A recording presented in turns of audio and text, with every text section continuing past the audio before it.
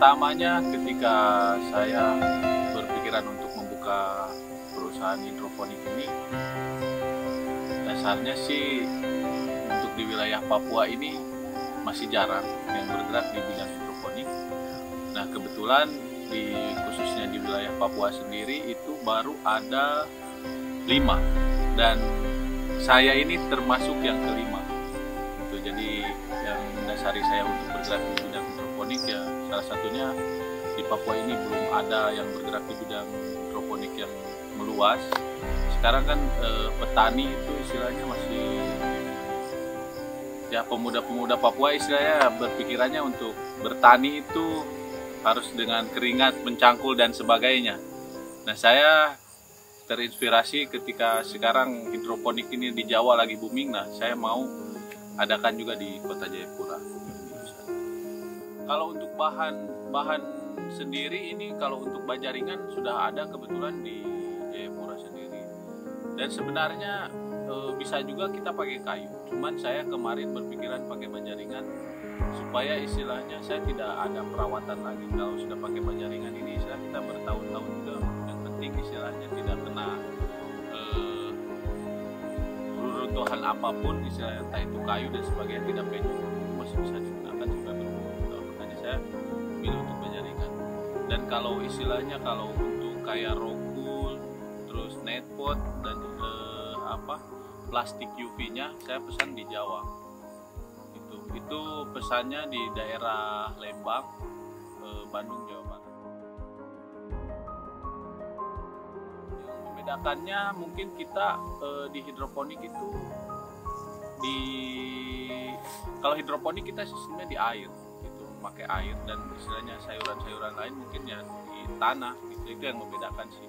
Dan istilahnya untuk masa panennya lebih cepat di hidroponik dibandingkan yang di hutan.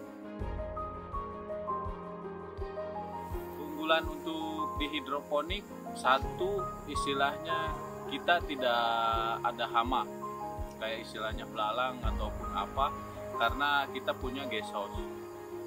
Mungkin di sayurnya juga lebih renyah dibandingkan dengan yang ini. Terus kebanyakannya di nutrisinya lebih banyak dibandingkan yang di, terus kita tidak pakai obat juga, pestisida dan lainnya.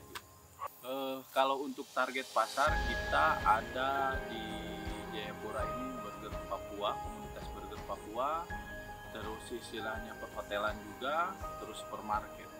Yang dimasukkan di supermarket biasanya itu dia mengambil di selada sama pacoy.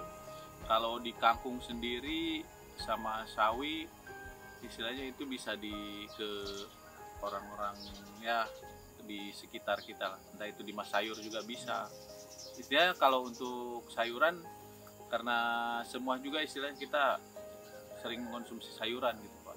Dari saya sangat berharap untuk istilahnya ya warga Papua yang ada di khususnya di wilayah Jayapura dan Kabupaten Jayapura, seluruh Papua lah.